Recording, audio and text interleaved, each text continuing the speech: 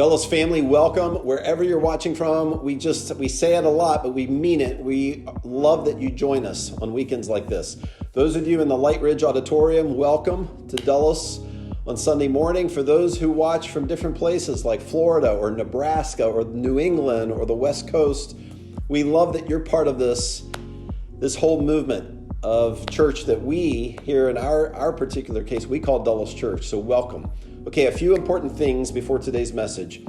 First of all, next Sunday, if you're in the Dulles area, next Sunday we're starting 30 minutes earlier than normal. We're starting at Lightridge, our in-person gathering at Lightridge next Sunday at 9:30 instead of 10. It will still be 1 hour like normal. And this is because I have an opportunity to speak at a church where we've partnered recently and done a lot of things with, Southview Church in Reston. I'll be speaking there next Sunday morning, and I wanted to still be at Dulles. So I'm going to speak first at Dulles at 9:30, and then I'm going to be speaking again at Southview Church in Reston at 11. So again, next Sunday only will be at 9:30 at Lightridge, and then the following Sunday is 10 a.m. like normal. Okay, then the following Sunday, July 24th, is our potluck Sunday morning. We're doing breakfast together as our church gathering.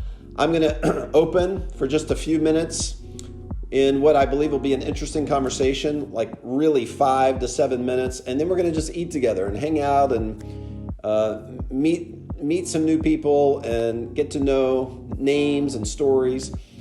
And if you would like to sign up, and we hope you will, to bring something, you can go to our app or the website to sign up for the potluck. Again, that's 2 Sundays from now on July 24th.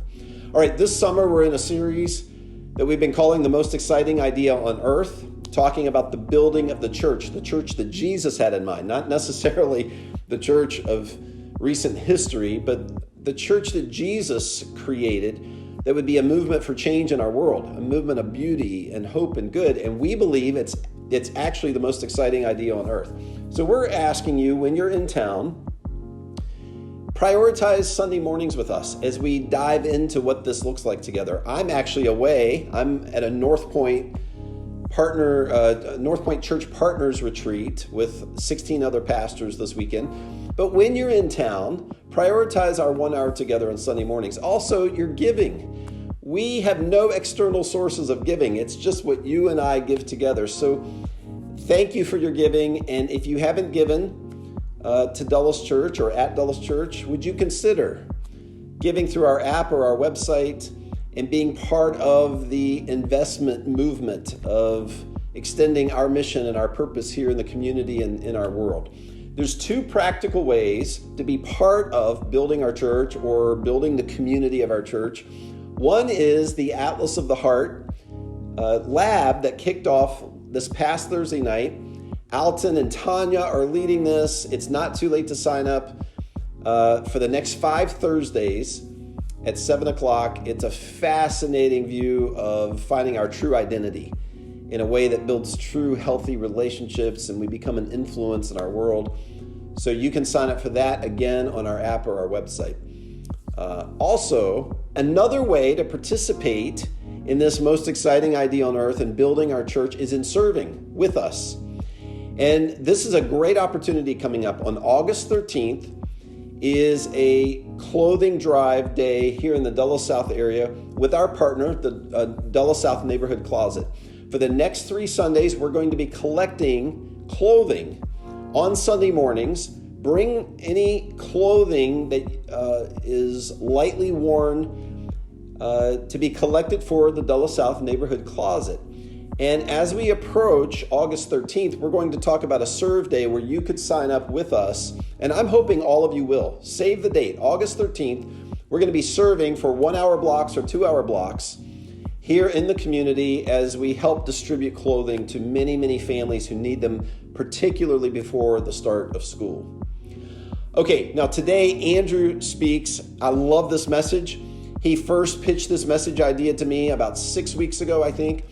And it's so relevant to every single one of us. It has a lot to do with building the church that Jesus had in mind, this most exciting idea on earth. So give Andrew your full attention. And for those of you online, I'll be back in just a few minutes to close out our time together.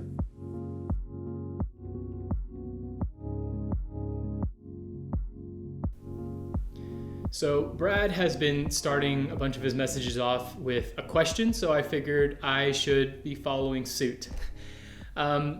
What is the most common occurred commandment that shows up in the Bible? What's the most common command that shows up in the Bible? I'll give you a second to think about it. Before I tell you the answer, I'm going to tell you a story. Rather, I'm going to finish a story. A couple months ago, I gave a message that was highlighting and talking about and explaining the values of the 45, which is our student group. And one in particular was, we don't run with the answers, we walk through the questions. And to kind of just extrapolate that value and to talk about it more, I started a story about my friend Axel. Just to recap, I had a friend named Axel in high school, and we were both in a junior math class, but we were sophomores. And so sometimes that math class overlapped with lunch, and so we were two sophomores sitting in a junior lunch. So we naturally sat with each other and hung out. And we had, a pretty basic friendship. It wasn't, anything super in depth. We talked about sports. We talked about, video games and movies and TV shows and things like that. And there were a handful of times that the conversation of faith came up. And it wasn't uncommon because, I went to a private Catholic school for high school. And so the subject of faith, I'm not saying everybody who goes to a Catholic school is a person of faith, but it wasn't uncommon for that subject to come up. And I distinctly remember how Axel expressed to me on one occasion that he did not believe in God. He didn't believe in God, and the reason he didn't believe in God was that his life would not be the way it was if a God existed. If the God that we talk about, who's about love and about hope, about freedom, that his life would look different.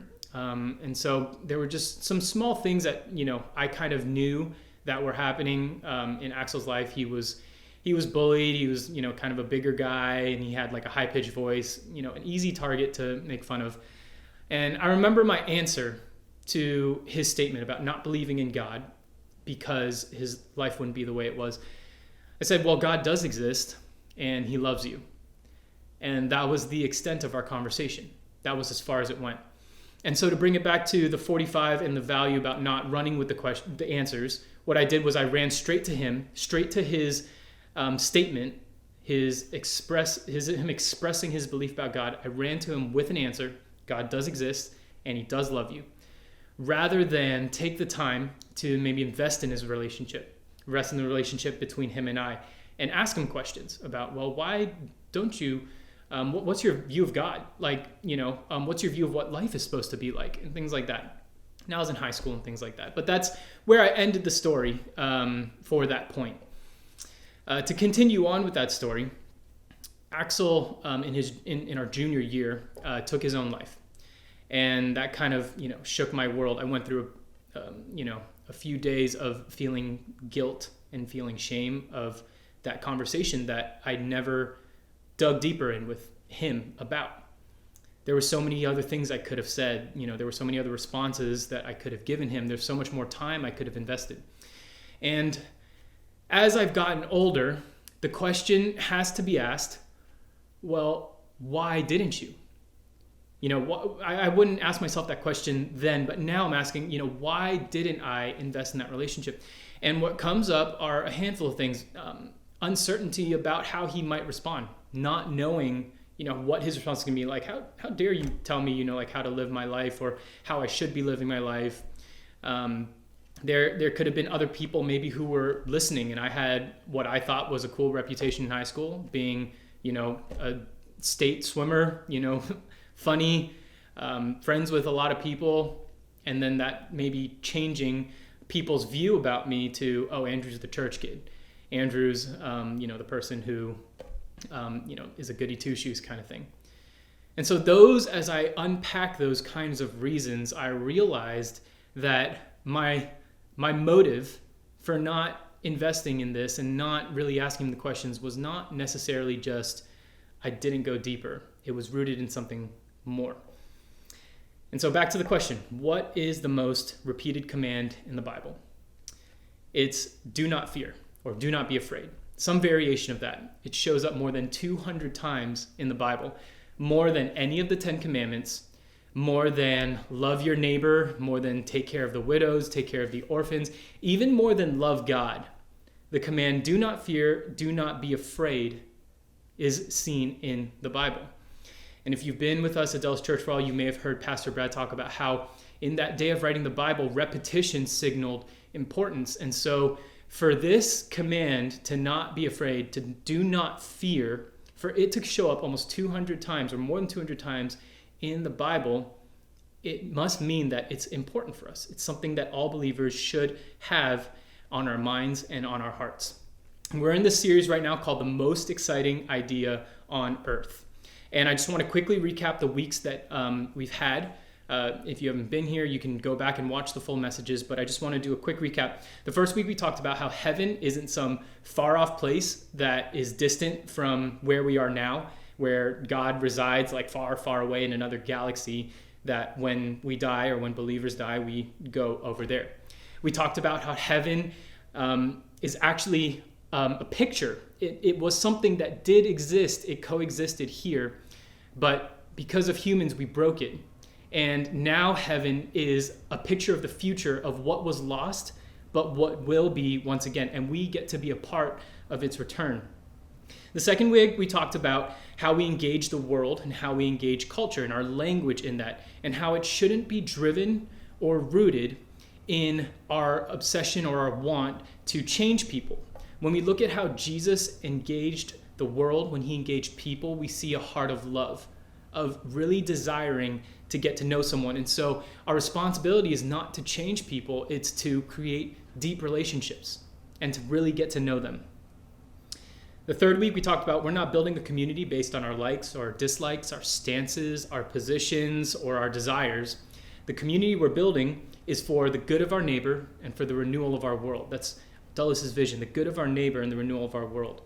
In the fourth week, we talked about how the plan and response of God to all the brokenness and the ugliness and the hurt and the pain that we see in this world is not where he just turns away and ignores it, or he walks the other direction, or he's gonna smite everything. His plan and his response is actually one of rescue, and we are called to be a part of that rescue plan. And then last week, Pastor Andy Stanley talked about Paul's picture and analogy of how the church represents or looks like the parts of a human body, where every part is significant, every part is important, every part plays a role. And if you are a part of the body and you disconnect yourself, you render yourself ineffective. So if you've come to Dulles to continue to be like here for the series, or you've listened online, watched it, I am assuming that either you are on board with all of this, or at the very least you're interested in what we've been talking about. And there have been weeks that I've walked out of a message, and maybe you've experienced this too, where we listen to what this most exciting idea on earth is, and we think, well, why isn't this happening? Why aren't we doing this? And not necessarily like you or me or Dulles Church, but just the believers in general around the world. Why doesn't the church look more like this? Now, we're not done with this series yet, but what we're talking about today, I believe, has one of the most detrimental, has the potential to be one of the most detrimental impacting things on the most exciting idea on earth, and what we look like, what we sound like, and how we act.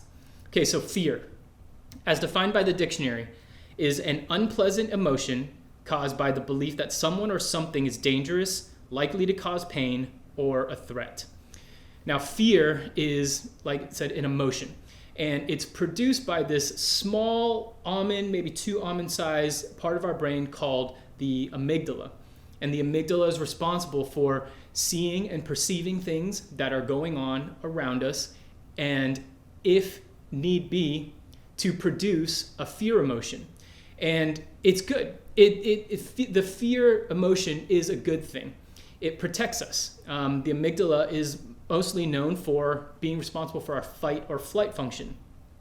And it's good and necessary when something is flying at your face. If a baseball is coming at your face at 90 miles an hour, your instinct is not to stare it down and look at it in the eye and wait for it to hit you.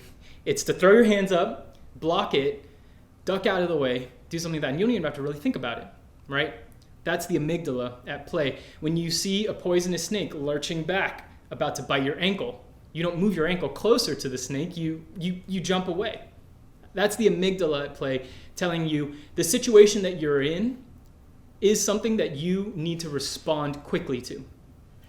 Now, there are 4 elements that trigger fear, 4 things that trigger fear: change, attention, uncertainty, and struggle.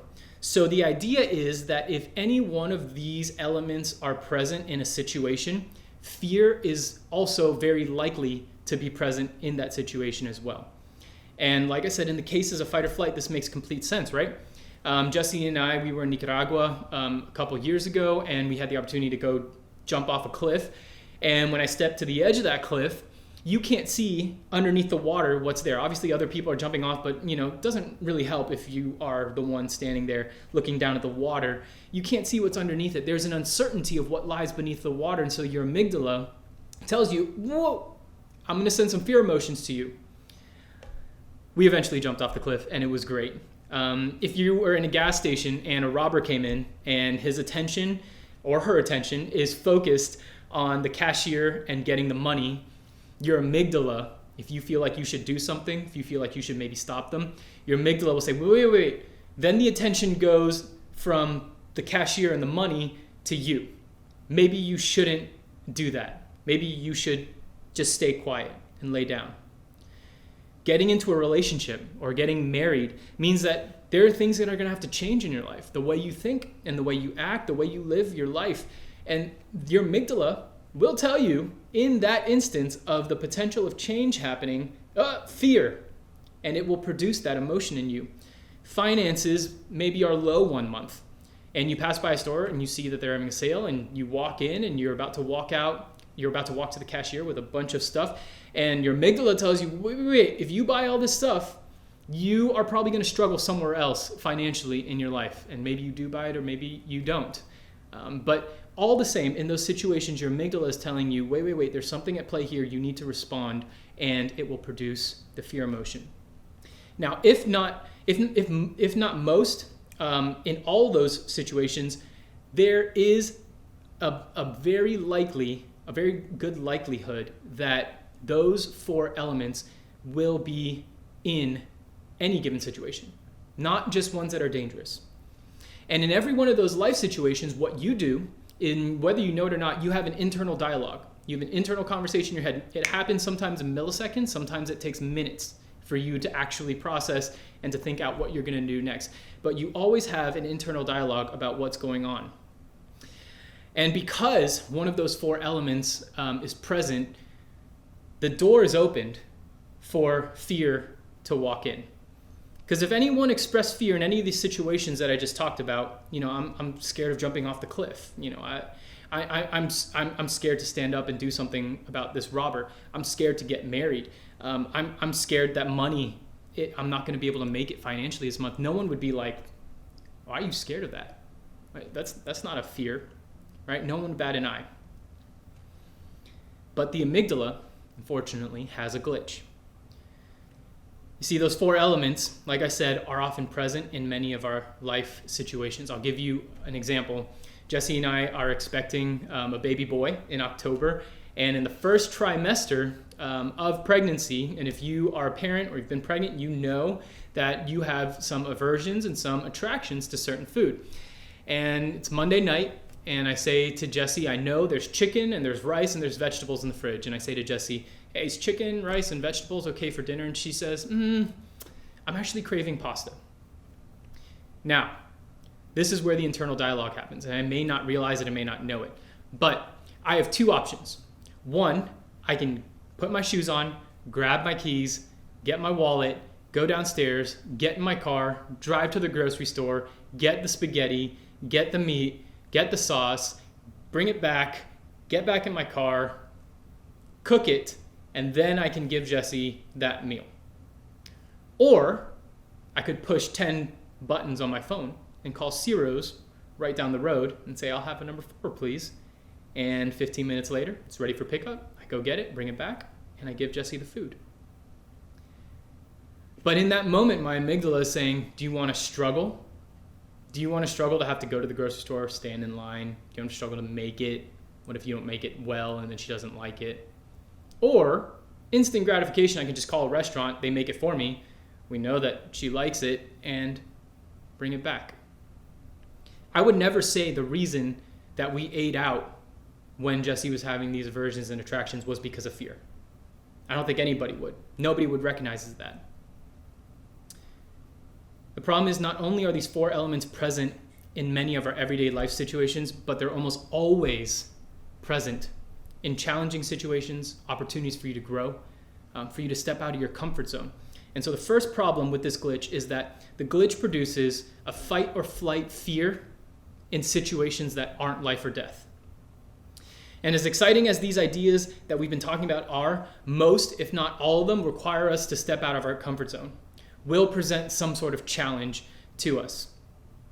Committing to show up in person at church, be a part of our community, it'll require you to change your schedule, to change your rhythm of life. You will have to get dressed. You will have to put on makeup. You will have to get the kids in the car. You might have to get up earlier. You will have to drive over there. And that will automatically right there, the amygdala produces the fear emotion because of the change that might be a reality. When you're in a group of people who are gossiping about someone else, standing up for them and stopping it, and maybe like when you feel like you should, your amygdala says, wait. If you do that, the attention comes off of the person who you're gossiping about and onto you. Do you really want that attention? Do you really want them to talk about you now instead of the other person? Choosing to say hi to someone who you've never met at church, getting to know somebody. There's an uncertainty about how that person's going to respond to you. What do you say? Will I say the right thing? Will I offend them? Will I make them feel welcome? Will I push them away? And your amygdala will tell you, probably better you just don't talk to them at all. Or to have a conversation with someone about a certain topic who you know they have differing political or spiritual or moral views than you. There's an uncertainty about how that conversation will go and how they will respond to you. So your amygdala says, don't talk to them about that. Stick to sports. Stick to the stock market. Stick to just other things. Being generous with your time and your resources through either serving on a team or giving financially, it may cause a struggle in other areas of your life. You may have to give up some subscriptions to certain things. You may not be able to go out every single day to get that coffee. You may not be able to have the exact kind of vacation that you want to have. That struggle right there, the potential of that struggle, already unlocks the amygdala to release those fear emotions. And in all those moments that I just talked about, your brain is producing the exact same fear as if a baseball was flying at your face. Producing the exact same fear of jumping off a cliff into water. The exact same fear of getting into a relationship or to standing up to a robber. It's the same fear that's being channeled. And the problem is the amygdala sees the world in black and white. It sees situations in black and white. It can't distinguish between the good challenges and the bad challenges. It can't distinguish between the good risks and the bad risks. And if we continue to respond that way, if we respond that way when we choose to respond a certain way to those situations, the second problem arises, or how we choose to respond to those things will either present a second problem or we'll be able to beat that glitch. But the second problem is the glitch transforms your response to fear, however you respond, into instinct. You don't have to think twice if a car is about to hit you. You jump out of the way. That conversation, that internal dialogue that you have is very short. because it's instinctual. But the longer that you respond a certain way to fear, the more instinctual and habitual it will become. In the beginning, with all those examples talking about showing up at church, standing up for someone who's gossiping, that internal dialogue may be pretty long. And pretty long, I mean maybe like 10 seconds. You may play in your mind and say, I should, but then this is going to happen. But still, like, I should protect this person, or I should love this person, or I should do this. And that conversation goes on. But the longer you choose to respond a certain way, the shorter that conversation responds, or the shorter that conversation becomes. And so let's go back to Jesse and I eating out. We ate out so much during the first trimester, or I got food from a restaurant so many times during the first trimester. And I would probably say it was almost every single night. The conversation, the dialogue that was going on in my head, it went from, okay, do I really want to go to the grocery store? Do I really want to go buy everything? Do I really want to make it? Do I want to take the time to do that? As I responded and continued to just decide to go out and get food, that dialogue became shorter and shorter and shorter and shorter. To the point where I wasn't asking Jesse, hey, is chicken, rice, and vegetables okay? I was asking, where do you want to get dinner tonight? Where do you want dinner from? At the beginning of this series, we talked about 4 ways that you can engage this most exciting idea on earth. And I want to challenge you, I want to challenge myself, I want to challenge us to look at how long that dialogue is that we're having. The first one was make Sunday morning gatherings a priority. Show up to church, be in community with other people. When we first said that on the very first week, 6 weeks ago now, you might have had the internal dialogue in your head thinking, yeah, I should go to church. But then that requires more work. I'm going to have to get up 2 hours earlier, and I'm going to have to get the kids dressed and fed, and then I'm going to have to drive. And then and then you decide, no, we'll go another time. So you stay home. Then the second week rolls around, and you hear it again. Make Sunday morning gatherings a priority. And the conversation was, yeah, I should go to church, but, last week went fine, and, it was perfectly okay. We'll stay home today. And then the next week happens, and you hear, make Sunday morning gatherings a priority. And the conversation is now, I think I want to go to, no. To the point where now you hear it, and it's instinctual. Just like if a baseball was flying at your face, you react. It's the same exact way. When you hear make Sunday morning gatherings a priority, nope, requires change, I'm not going to do it. And it becomes a habit. It becomes an instinct. Giving financially and serving on a team, it's the same exact thing. You probably had a dialogue in your head. I think I could be giving a little bit more, but then I'd have to sacrifice here. I could be serving on a team, but then that would require me to maybe have to be there an hour earlier than I usually would be, or require me to maybe even have an hour taken out of my week, not on a Sunday. And that conversation got shorter and shorter and shorter, to the point where it's, no, I'm not gonna give. I'm not gonna serve, because it's gonna present struggle. It's gonna present struggle in my life. The last one was joining the Atlas of the Heart group, and not to just single out this group, but just a group in general. You had the internal dialogue in your head, I should join a group, but man, what do I have to say? What do I have to offer? What if I say the wrong thing? What if they don't like me? What if I don't fit in? And you battle, and you dance back and forth, and you have this conversation with fear, and it gets shorter and shorter and shorter, to the point where it's like, a group? No, not for me. So, what do? How do we beat the glitch? Whenever this comes up, whenever the feeling of fear comes up, and you may not recognize as a fear, and this is part of what I'm talking to you about, is to recognize that certain situations in your life, you are actually responding in fear. You just don't know it. It's the fear glitch, but you are responding to it in fear.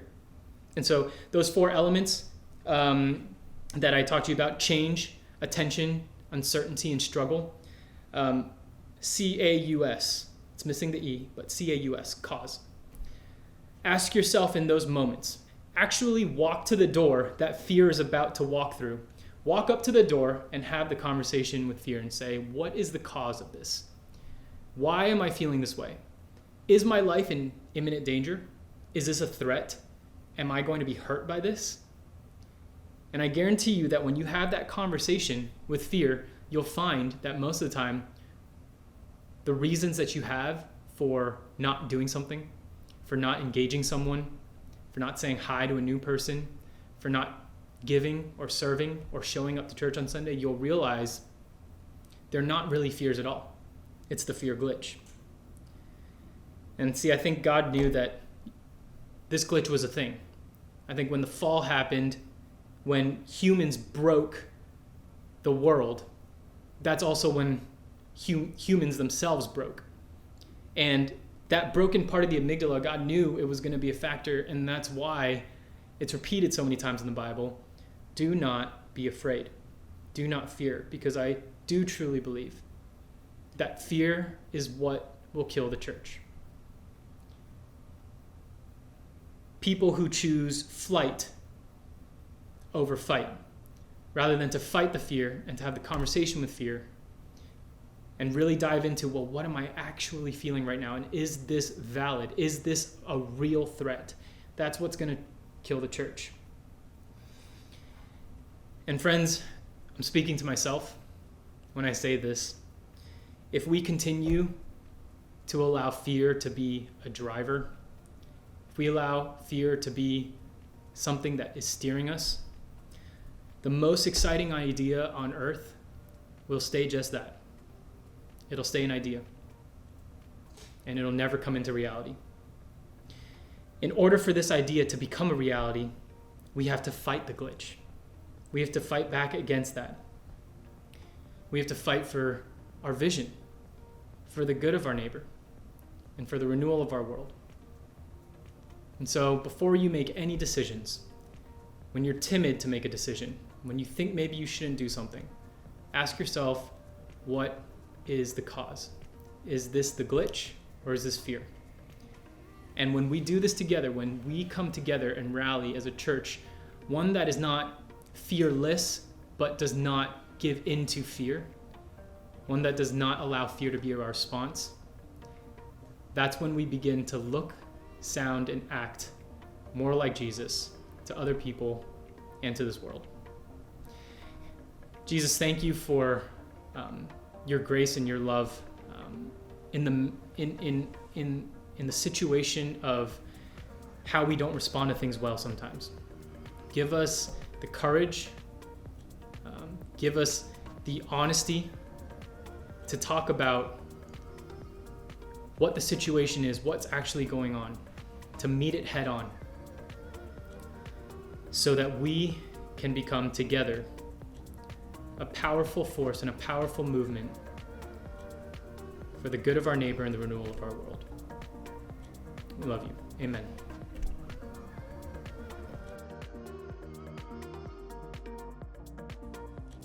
Okay, Andrew has nailed it here today. And for those of us who struggle or our default is fear in the 4 particular areas Andrew has outlined, and that's all of us have this natural default to let fear hold us back.